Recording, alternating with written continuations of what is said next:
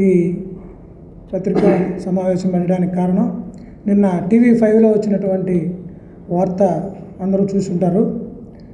దీంట్లో అన్నీ అభూత కల్పనలే. మా నాయకుడు ఒకరి మీద సాడీలు చెప్పి పదవి తెచ్చుకున్నటువంటి నాయకుడు మా నాయకుడు కాదు. ప్రతాప్ రెడ్డి మీద ఏదోదో జగన్మోహన్ రెడ్డి గారికి చెప్తే ఆయన పదవి ఇచ్చినట్టుగా దాంట్లో చెప్పడం జరిగింది. ప్రతాప్ రెడ్డి గారి గురించి కానీ ఇంకొకరి గురించి కానీ అతని చరిత్రలో, విష్ణువర్ధన్ రెడ్డి గారి చరిత్రలో ఎవరి మీద సాడీలు చెప్పేటువంటి స్వభావం అతనిది కాదు. ఇది ఇక్కడ ఉన్నటువంటి ఆ TV5 విలేకరులు తెలుసుకోవాలి. TV5 విలేకరులందరూ వాళ్ళు ఇక్కడి నుంచి ఏదైనా న్యూస్ ఆ TV5 ఛానల్కి ఇచ్చేటప్పుడు ఎవరు ఏంటి అనేది తెలుసుకో ఉండాలి. ఒకవేళ మీరు ఇక్కడ చేసేటువంటి నాయకుడి దగ్గర జీతం తీసుకొని మీరు ఒకవేళ పనిచేసి ఉండొచ్చు, కానీ పక్కన నాయకుడి గురించి మాట్లాడేటప్పుడు ఏం చేస్తున్నారు, ఆ నాయకుడు ఏంది పరిస్థితి అని తెలుసుకోవాలి. అదేవిధంగా జగన్మోహన్ రెడ్డి గారు ఇంకొక ఆయన ఒకరు చెప్తే ఈయన టైపు జగన్మోహన్ రెడ్డి కాదు. ఆయన ఏదైనా ఒకటి ఇవ్వాలి అనుకుంటే నలుగురిని మాట్లాడుకొని ప్రతాప్ రెడ్డికి తెలియకుండా విష్ణువర్ధన్ రెడ్డి గారికి పదవి ఇవ్వలేదు. ప్రతాప్ రెడ్డి గారి చెప్పిన తర్వాతనే ఈయనకి పదవి ఇవ్వడం జరిగింది. ప్రతాప్ రెడ్డి గారికి విష్ణువర్ధన్ రెడ్డి గారికి ఎలాంటి పొరపచ్చాలు ఏమి లేవు. అందరం కలిసే ఉన్నాం. విష్ణువర్ధన్ రెడ్డి గారు చెప్పిన దాన్ని ప్రతి ఒక్కటి మేమందరం తూచా తప్పకుండా పాటిస్తున్నాం. అదేవిధంగా ప్రతాప్ రెడ్డి గారు కావాలి ఇన్ఛార్జి ప్రతాప్ రెడ్డి గారే.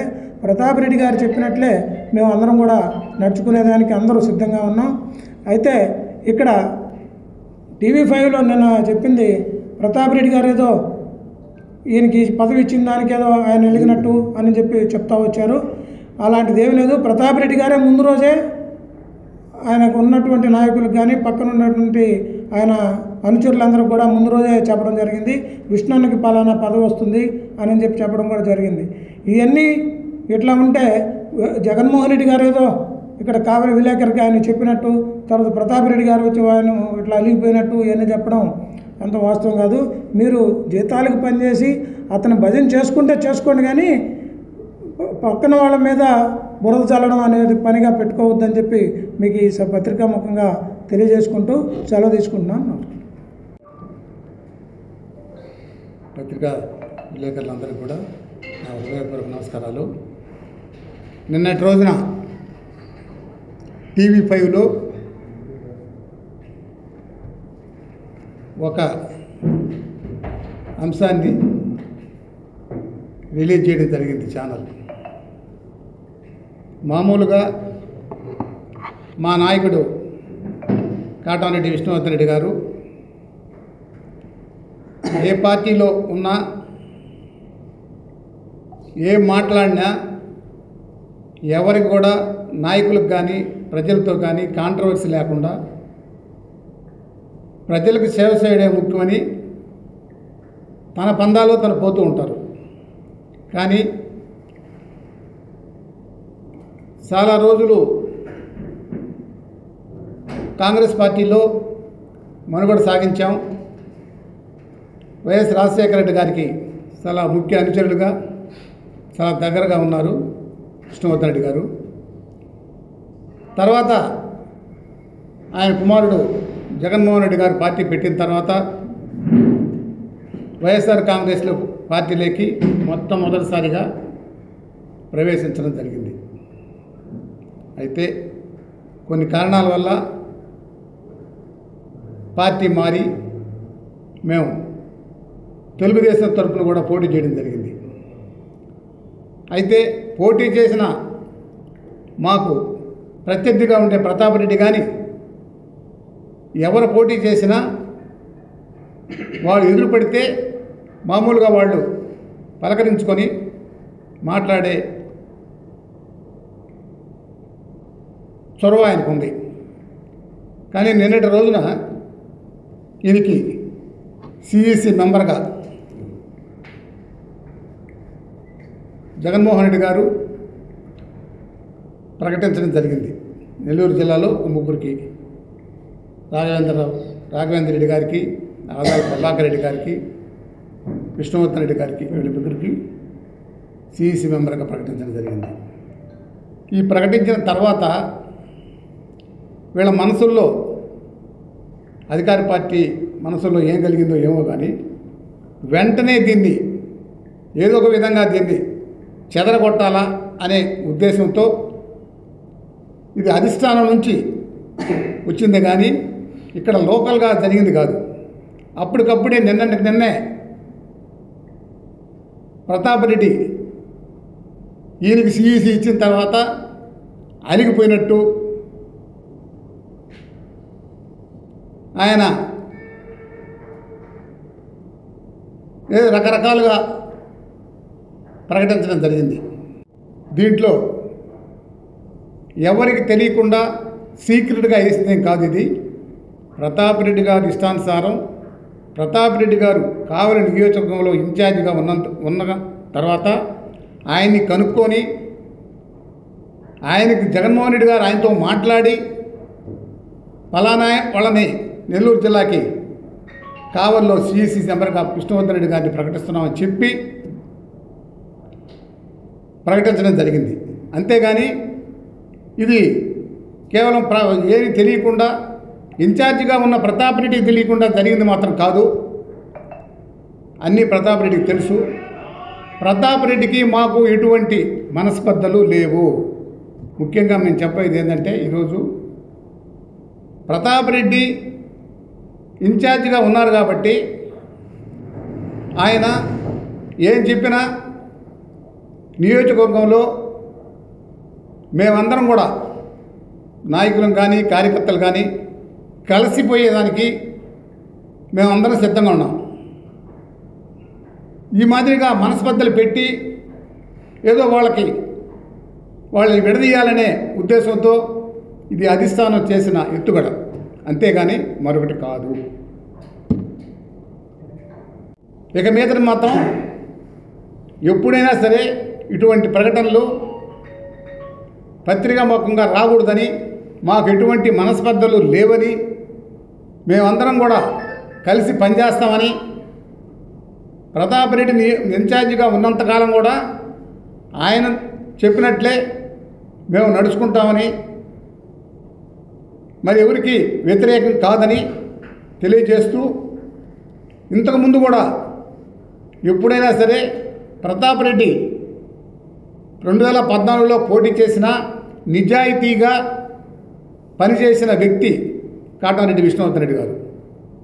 మనసులో ఒకటి పెట్టుకొని బయట ఒకటి పెట్టుకొని ఏదో ఒక రకంగా దెబ్బతిద్దామనే ఉద్దేశం ఉన్న వ్యక్తి కాదు. అందువల్ల 2 సార్లు ప్రతాప్ రెడ్డికి ఎలక్షన్లో మేము చేశాం, కష్టపడి పనిచేశాం. ఒకసారి 2014లో గెలిపించాం.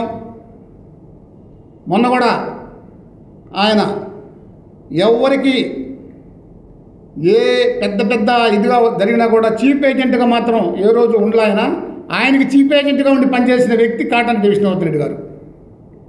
ప్రతాప్ రెడ్డికి చీఫ్ ఏజెంట్గా ఉండి 150 బూతులు తిరిగి ప్రతి బూతులో కూర్చొని ఎన్ని ఓట్లు పడ్డాయి, ఎంత జరుగుతుంది పోలింగ్ అని పరీక్షించిన వ్యక్తి కాటారెడ్డి విష్ణువర్ధన్ రెడ్డి గారు. ఆయనకి ఆరోగ్యం బాగాలేకపోయినా మొన్న ఎలక్షన్లో అంత బాగా తిరిగి ప్రతాప్ రెడ్డికి ఎలక్షన్ చేశాం.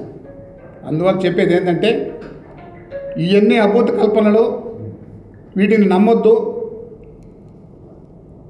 ఎటువంటి పరిస్థితుల్లో వైఎస్ఆర్ కాంగ్రెస్ పార్టీ తరఫున జగన్మోహన్ రెడ్డి గారు ఏం చెప్తే అది చేసేదానికి సిద్ధంగా ఉన్నాం. ఈరోజు మా నాయకులు కానీ మేం కానీ ప్రతాప్ రెడ్డి కానీ అందరం కూడా కలిసి పనిచేసేదానికి సిద్ధంగా ఉన్నాం అని పత్రికాముఖంగా మీకు తెలియజేస్తూ, ఇటువంటి అవాస్తవాలు నమ్మొద్దని మరొకసారి చెప్తూ విరమిస్తున్నాం. అవకాశం దొరికింది కాబట్టి మా నాయకుడు విష్ణువర్ధన్ రెడ్డి గారికి సెంట్రల్ ఎగ్జిక్యూటివ్ మెంబర్గా ఇచ్చిన దానికి జగన్మోహన్ రెడ్డికి నా ధన్యవాదాలు తెలుపుకుంటున్నాను. మరియు ప్రతాప్ రెడ్డికి కూడా నా ధన్యవాదాలు తెలుపుకుంటున్నాను. ముఖ్యంగా నేను TV5లో వచ్చిన వార్త చూసాం. అది జర్నలిజంలో అది కరెక్ట్గా అనిపించలేదు. అది ఒక రకంగా చెప్పాలంటే TV5 కూటమికి సంబంధించిన ఛానల్ అది. ఆ ఛానల్లో రాసి పట్టించుకోవాల్సిన అవసరం లేదు. కాకపోతే కొన్ని వాళ్ళు కూడా తెలుసుకోవాలి, వాట్ ఈజ్ వాట్ అనేది తెలుసుకోవాలా. విష్ణువర్ధన్ రెడ్డి గారి క్యారెక్టర్ ఏంటి, విష్ణువర్ధన్ రెడ్డి ఏంటి అనేది తెలిసి కూడా ఆ విలేకరి ఆ రకంగా మనకు పంపించడం కరెక్ట్గా అనిపించలేదు. ముందు నువ్వు ఇది పంపించేటప్పుడు ముందు ఏం జరిగింది, మన పార్టీలో ఏం జరిగింది, నువ్వు ఎక్కడున్నావు, నువ్వు స్వతంత్రంగా ఉన్నావా, ఏ పార్టీలో ఉన్నావు, నువ్వు ఎవరికి పంపించావు, నీ దగ్గర ఏం జరుగుతుందో తెలుసుకో. దానికి ఉదాహరణ చెప్తాను. సుబ్బానాయుడు గారికి పార్టీ పదవి వచ్చింది. పార్టీ పదవి రాగానే కృష్ణారెడ్డి గారిని దూరం పెట్టినట్ట నీ విధానం ప్రకారం అయితే ఇప్పుడు కృష్ణారెడ్డి గారిని తెలుగుదేశం నుంచి దూరం పెట్టినట్ట నీ పద్ధతి ప్రకారం మేమైతే అంటలా. నీ రాత ప్రకారం అయితే కృష్ణారెడ్డి గారిని దూరం పెట్టినట్టేనా? కృష్ణారెడ్డి గారు తెలుగుదేశం నుంచి వెళ్ళిపోతున్నాడా, లేకపోతే కృష్ణారెడ్డి గారిని తక్కువ చేసి చూస్తున్నారా తెలుగుదేశంలో? మీరు చెప్పే ప్రకారం మేము అట్లా ఆలోచించాలి. బేద రవిచంద్ర గారు ఉన్నారు, ఆయనకి పదవి ఇచ్చారు. మరి దాని గురించి ఎందుకు రాయలేకపోతున్నారు? పక్కోడిని విమర్శించేటప్పుడు మనం ఏం చేస్తున్నాము, మనం కరెక్టా కాదా అనేది నిర్ణయించు. తర్వాత నేను అది కూడా చూశాను. ఎందుకంటే దొరకకుండా అదేమి రాత నాకైతే అర్థం కాదు. ఆ అనే పదవి నాకు అర్థం కాదు, అంటే దొరకకుండా ఉండే దానికోసం. అది విష్ణువర్ధన్ రెడ్డి గారు క్యారెక్టర్ ఏందనేది నువ్వు పనిచేసే ఇదే తెలుగుదేశంలో పనిచేసినప్పుడు చూసుకో. ఎలక్షన్ టైంలో ఎప్పుడు కూడా ఆయన జీవిత చరిత్ర మొత్తం మీద చూసుకోండి, పర్సనల్గా పొరపాటును కూడా మాట్లాడు. ఖచ్చితంగా వ్యవస్థ పరంగానే మాట్లాడతారు, పార్టీ పరంగానే మాట్లాడతారు, పార్టీ విధానాలు మాట్లాడతాడు. ఆయన సొంత విధానం కూడా మాట్లాడు. ఎప్పుడైనా విష్ణువర్ధన్ రెడ్డి గారు, ప్రతాప్ రెడ్డి గారు పోటీ చేశారు, తెలుగుదేశం విధానాల గురించి మాట్లాడాడు తప్పితే ప్రతాప్ రెడ్డి గురించి మాట్లాడలేదు, వైఎస్ఆర్ గురించి కూడా మాట్లాడలేదు. మేము వైఎస్ఆర్లో ఉన్నప్పుడు కూడా అట్టే మాట్లాడతారు, వైఎస్ఆర్ పార్టీ విధానాల గురించి మాట్లాడతారు. అంతేగాని వ్యక్తిగత దోషం చేసే అలవాట్లేదు. ప్లస్ ఇంకోటి గట్టిగా చెప్తున్నాను,